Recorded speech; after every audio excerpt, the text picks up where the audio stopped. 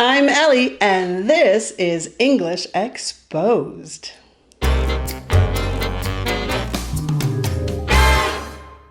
Were you able to find all of the errors? Let's find out.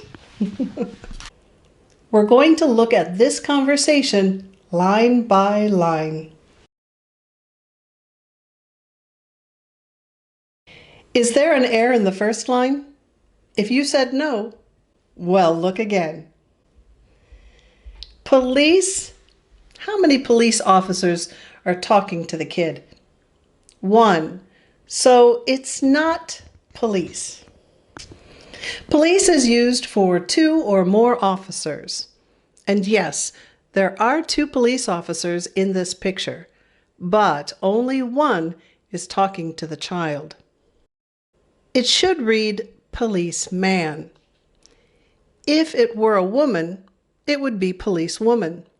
For me, it's just easier to say police officer or just officer because it is for both genders, both men and women, police officer.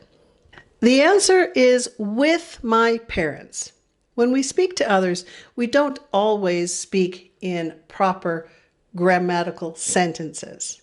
We can use short phrases. Where do you live? With my parents. You can also say, I live with my parents. Where do you live? I live with my parents. No, I don't. The next question is where your parents live. Is there a mistake there? Absolutely. You need to add do or does. Where your parents live. Which one is correct? Do or does? Where your parents live. If you said do, you're correct. Where do your parents live? Now remember, does goes with he, she, or it. Where do your parents live? And the answer is with me. Or you could say, they live with me. The next one is where you all live. I don't like the use of you all. You know, I lived in Kentucky and I heard that quite frequently. Y'all. Y'all is the contraction of you all, and it means everyone or everybody.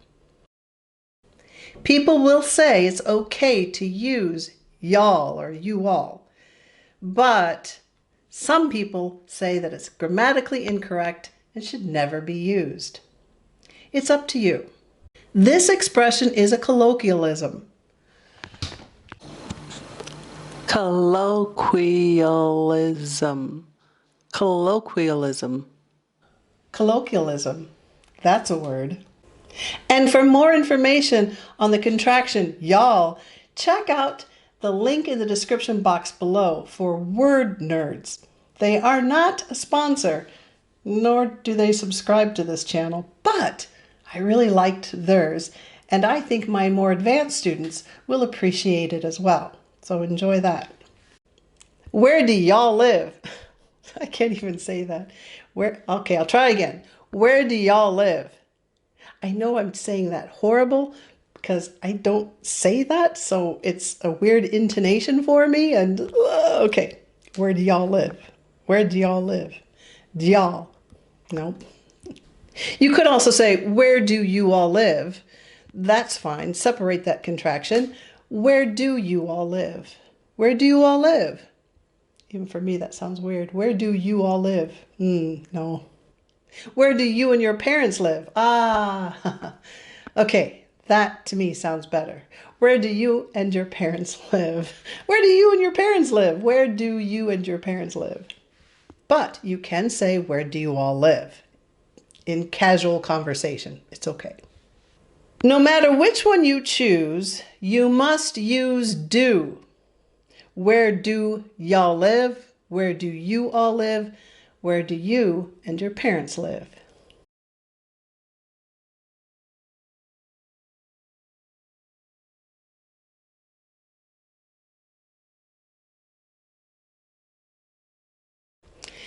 The answer is together. And again, because this is a conversation, we don't need to use a full sentence. We can say, where do you and your parents live? Together. That's okay. But you could say, we live together. We live together. We live together. The next question is, where is your house? Is that correct? Where is your house? Sure, you can say, where is your house? Or again, we can use a contraction. Where's your house? Where's? Where's your house? The answer is almost correct. A neighbor, British spelling. A neighbor is a person. The house can't be next to a person. The child should say, next to my neighbor's house. Use the possessive form of neighbor, next to my neighbor's house. And you can see that in the next line. Where is your neighbor's house? The question is correct. Where's your neighbor's house? Contraction. Where's your neighbor's house? If I tell you, comma, you won't believe me. There's a comma there. If I tell you, you won't believe me. The officer says, tell me, next to my house. And the last line is called the punchline. It's the funny part. The punchline reads, the policeman left the job. The job? Whose job? Whose job? The job. Left his job.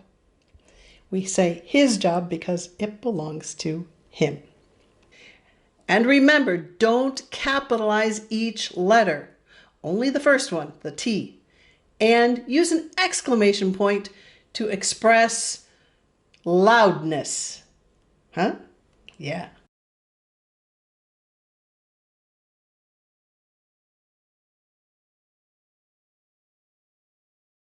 And that's how you should have corrected this conversation. Here's your homework. Homework. Don't you just love homework? Okay, but here's your homework. What I'd like you to do is to write this conversation properly and then practice reading it out loud or read it with someone you know. Preferably someone that speaks English or is learning English as well. It's time for requests. Here are a few things that were requested. A student wants me to explain how to use the words another and other. Another one is plus one. If you want one more of something, you should say, I want another one. If you keep saying another one, this is what happens. Another one, another one, another one, and another one. You'll have a lot of them until you say stop or that's enough. Okay, that's enough. The other one is the opposite. I think I'll have a donut. No, the other one. No, the other one. No, the other one. No, the other one. I'll just have a cookie. So remember, if you want more of something, you say another one, another one, another one. And if you want the opposite of something, you say, no, the other one. Try to spell the words first before looking them up. No cheating. And one more thing. Those photos, they are not in order. Why? Because I'm an evil teacher. I mix them up on purpose.